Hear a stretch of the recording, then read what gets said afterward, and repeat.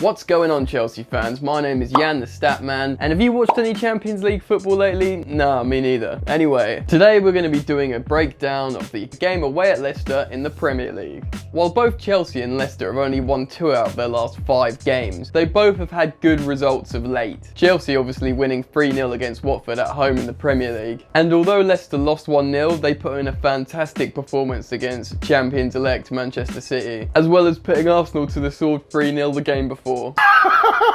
So both teams should fancy themselves in terms of recent form. But let's look at the head-to-head record between Chelsea and Leicester in the Premier League. Out of the 25 times they've played each other, Chelsea have won 14 times and Leicester have won 5 times. And Chelsea have scored 47 goals to Leicester's 25 goals. But anyway, this head-to-head record is kind of irrelevant if you look at what Leicester are now as a team. These days, Leicester are an incredibly strong side. The Foxes bringing back old Brendan Rodgers to the Premier League looks like it was a really smart move. He seems to be getting a tune out of the entire squad, top to bottom. They look better defensively, they're combining well, and offensively, yeah, they're playing good football. Leicester have a really strong squad. And maybe most importantly, Rodgers is getting the best out of marksman Jamie Vardy. He scored 11 goals out of the last 12 games. Worrying. So like I said, Rodgers has brought back some attacking prowess and attractive football to Leicester. But if you look how they played against Manchester City, they were really strong on the counter-attack,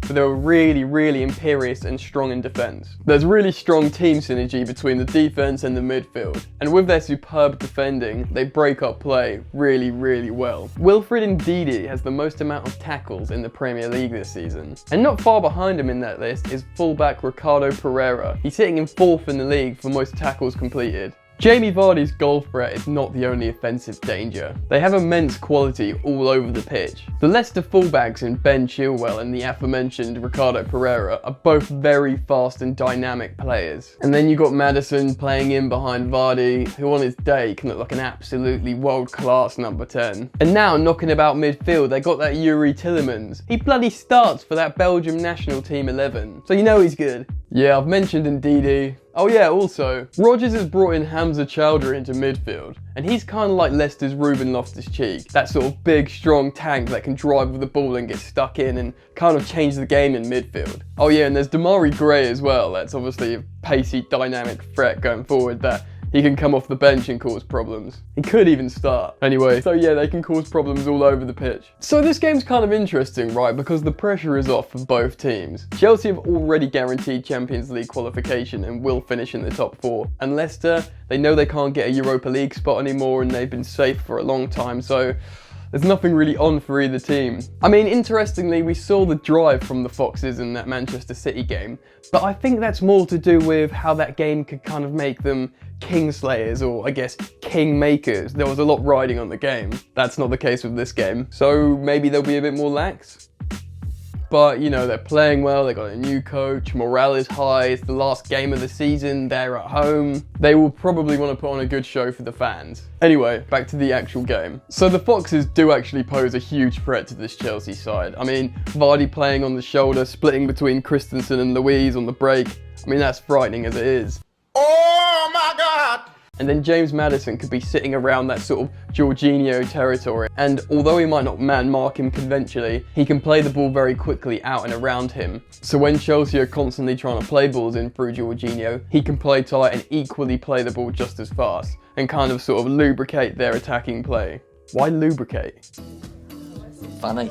Anyway, so yeah, they've got pace from top to bottom, and another nightmarish concept is the pace of Ben Chilwell getting in behind Azpilicueta. Azpi has not been at his best this season, and if he leaves space in behind him or goes too narrow, Chilwell will have a lovely time either making the run in behind or comfortably being in space out wide to do a cutback and cause us problems. Wow, that's all pretty negative. So what are the positives? One thing I'd like to see us do is keep the play down our left-hand side. Combinations with both Ruben Loftus-Cheek and Eden Hazard, provided they're both playing. Now I know Pereira is a fine player, but we should still get some joy around there. And it's a lot safer keeping the game over there than getting it to Ben Chilwell on the opposite side, the opposite flank, getting behind Azpilicueta, combining with Maddison and Vardy.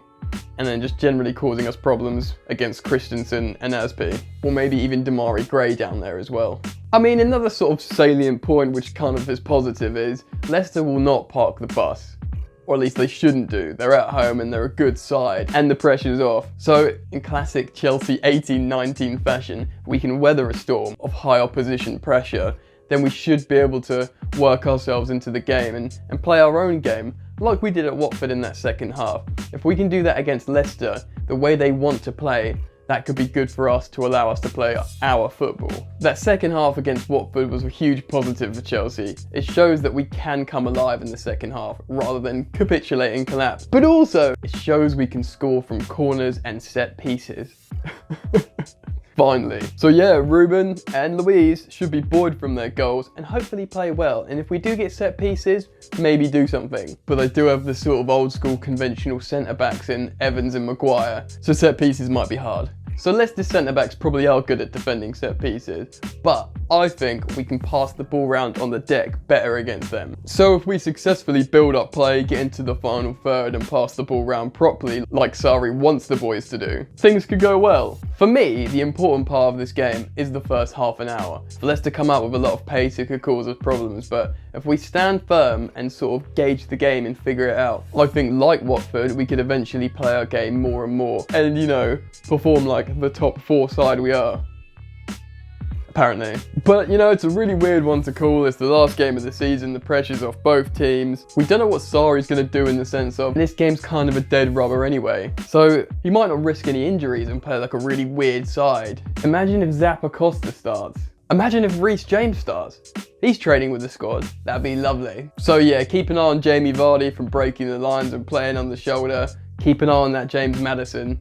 He's a good player. And hopefully Tielemans and Ndidi won't boss the game. I think it's going to be an entertaining game of football, but I'm not sure we're going to win, even though we could. I think it might be a score draw, maybe like a 2-2. But hopefully it's an entertaining game, and hopefully Eden Hazard scores a goal in the Premier League for Chelsea one last time. And hopefully we win the Europa League, and City win the Premier League. And Liverpool win the Champions League. God, I hate football. Anyway, guys, I hope you enjoyed this video. If you have, why not like the video, comment down below. And if you do like this content, why don't you come and check out me on my channel, Jan the Statman. Similar nerdy stuff, talking about football, stats and analysis, that kind of stuff. Anyway, up the Chelsea and enjoy the football.